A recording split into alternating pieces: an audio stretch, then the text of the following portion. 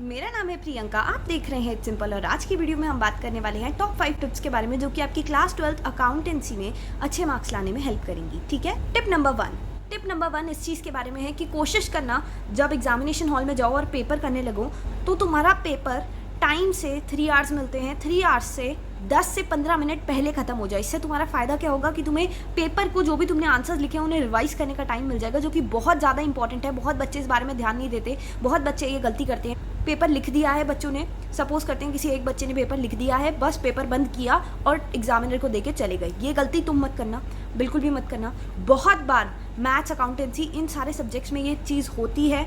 कभी कभार क्योंकि ऑप्शंस दिए होते हैं, कुछ क्वेश्चंस कभी कभार गलती से, क्योंकि पेपर फोल्ड करके हम आंसर लिख रहे होते हैं, क्वेश्चन पेपर को फोल्ड करके, और ऑप्शंस भी दिए होते हैं, उस चक्कर में कन्फ्यूजन हो जाती है और कुछ बच्चों के कुछ क्वेश्चंस छूट जाते हैं। इसीलिए रिवाइज करना, पेपर पूरा कंप्लीट करने के बाद रिवाइज करना बहुत ज़्यादा इंपॉर्टेंट है कि कहीं गलती से तुमसे कोई क्वेश्चन लिखना तो नहीं रह गया। या फिर रिविजन का एक और फायदा है, दैट इज़ कि कुछ ऐसी मिस्टेक्स हो सकता है तुम्हारी पकड़ में आ जाएं जो कि तुमने गलतियाँ कर रखी हूँ और जिससे तुम्हारे मार्क्स कटने से बच जाएं। तो इस बात पे ध्यान देना कि जैसे ही तुम्हारा पेपर खत्म होता है कोशिश करना कि तुम एक बार रिवाइज कर लो अच्छे से पेपर को और फिर ही एग्जामिनर को दो। पेपर खत्म हो गया है ये करके कि 12th के बोर्ड्स एग्जाम खत्म हो गए हैं, इस खुशी में एकदम से पेपर दे के भाग मत जाना।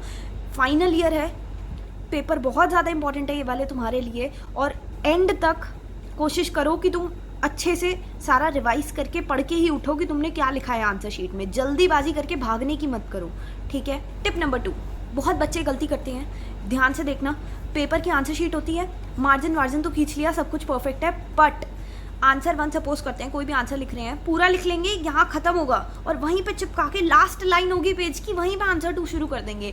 टीचर्स के पास बहुत सारे पेपर होते हैं, उन्हें बहुत जल्दी होती है चेक करने की, तो अगर लास्ट लाइन बची है पेपर की और मतलब आंसर शीट की लास्ट लाइन बची है और वहीं से तुम आंसर 2 शुरू कर रहे हो, तो हो सकता है 1% और आंसर 1 और 2 के बीच में एक लाइन भी तुमने नहीं छोड़ी है, तो हो सकता है कि टीचर आंसर 2 को देखना भूल जाए। वैसे ऐसा होने के बहुत कम चांसेस हैं, पर फिर भी तुम ये चांसेस बिल्कुल मत लो। अगर लास्ट लाइन बची है तो नेक्स्ट पेज से करो, पेपर बचाने की कोशिश मत करो प्लीज़। अगर एंड की 2-3 लाइनें ही बची हैं तो नेक्स्ट पेज से आंसर स्टार्ट करो। हम सभी को पता है तुम सब लोगों ने कितने पेपर बचाए हैं। बहुत बच्चे ऐसे होंगे क्लास में एरोप्लेन बना के उड़ाते हैं, पता नहीं कोई बोट बना रहा होता है, जब बारिश आ रही होती है तो वहाँ पे तैरा रहे होते हैं। तुमने बहुत पेपर वेस्ट किया है।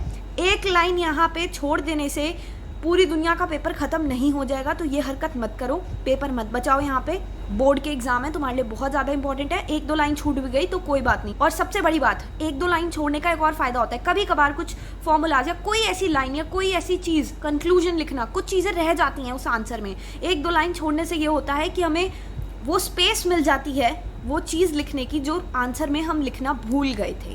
तो इसीलिए बेस्ट रहता है जब तुम नेक्स्ट आंसर स्टार्ट करो तो उसमें 1-2 लाइन का गैप होना चाहिए। और साथ ही साथ अगर पेपर खत्म हो गया है, लास्ट लाइन बची है, तो प्लीज़ आंसर को नई शीट से स्टार्ट करो। ठीक है।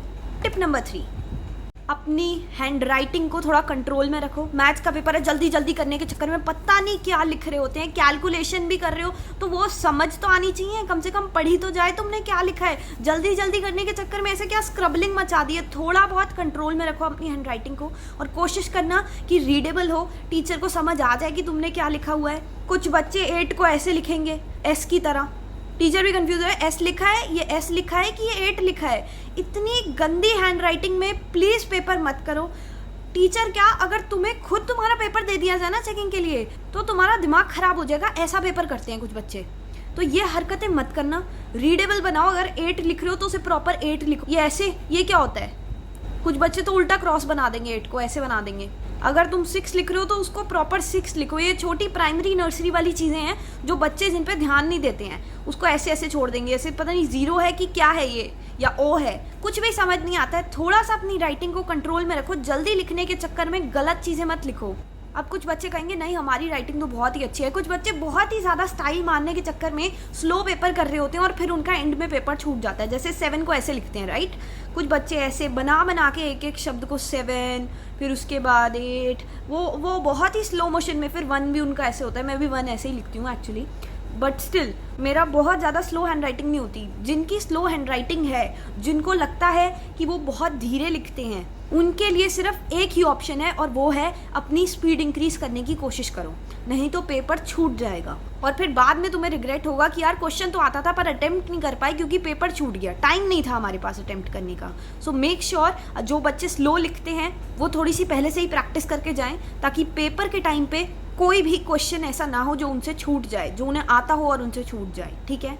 टिप नंबर 4, जैसे कि मैंने बताया कि बच्चों का पेपर छूट भी जाता है, तो अगर ऐसा कोई क्वेश्चन है जिसमें तुम्हें डाउट है तो मेक श्योर तुम उस क्वेश्चन को या तो बाद में अटेम्प्ट करो या उसके लिए जगह छोड़ दो, पर उस क्वेश्चन पे स्टक मत हो जाओ, क्योंकि उस क्वेश्चन के चक्कर में तुम्हारे वो आंसर्स छूट सकते हैं जो तुम्हें आते हैं, जिन पे तुम्हें 100% श्योरिटी है कि तुम्हारे full out of full marks आएंगे। तो मेक श्योर उन क्वेश्चंस को पहले अटेम्प्ट करो जो कि तुम्हें आते हैं, कहीं उस क्वेश्चन को अटेम्प्ट करने के चक्कर में जो तुम्हें नहीं आता है तुम्हारे बाकी क्वेश्चंस ना छूट जाएं जिनमें तुम्हारे फुल आने थे।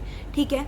टिप नंबर 5 भी आंसर्स को अटेम्प्ट करने से रिलेटेड है। दैट इज, सपोज करते हैं पेपर में 3 सेक्शन है, सेक्शन ए, बी और सी, और ऐसा हो सकता है कि सेक्शन ए में से तुम्हें 5 क्वेश्चंस ना आते हो, सेक्शन बी में से 2 और सेक्शन सी में से सारे क्वेश्चंस आते हो। तो मेक श्योर तुम सबसे पहले वो सेक्शन अटेम्प्ट करो जिसमें तुम्हें सारे क्वेश्चंस आते हैं। सेक्शन सी में सारे क्वेश्चंस आते हैं, सेक्शन सी पहले अटेम्प्ट करो, फिर बी में 2 नहीं आते, कोई नहीं, और सी और ए में 5 नहीं आते, तो अब तुम बी सेक्शन अटेम्प्ट करोगे और सबसे लास्ट में ए सेक्शन। इससे होगा क्या, जैसे जैसे तुम सही क्वेश्चन अटेम्प्ट करते जाओगे तुम्हारा कॉन्फिडेंस भी बिल्डअप होगा कि हाँ यार इतना तो हमने लिख लिया है, इतने मार्क्स तो हमारे पक्का आ ही जाएंगे। उसके बाद तुम्हारा ध्यान जाएगा बी सेक्शन की ओर, और हो सकता है जब तक तुम सेक्शन बी अटेम्प्ट करना शुरू करो तब तक तुम्हारे माइंड में हो सकता है, क्योंकि तुमने वो क्वेश्चन पहले से ही पढ़ लिया होगा, तो तुम्हारे माइंड में हो सकता है उस क्वेश्चन का आंसर जो तुम्हें याद नहीं आ रहा था वो तब तक याद आ जाए, कुछ फॉर्मूलाज याद आ जाए जिनकी हेल्प से तुम वो क्वेश्चन सॉल्व कर पाओ।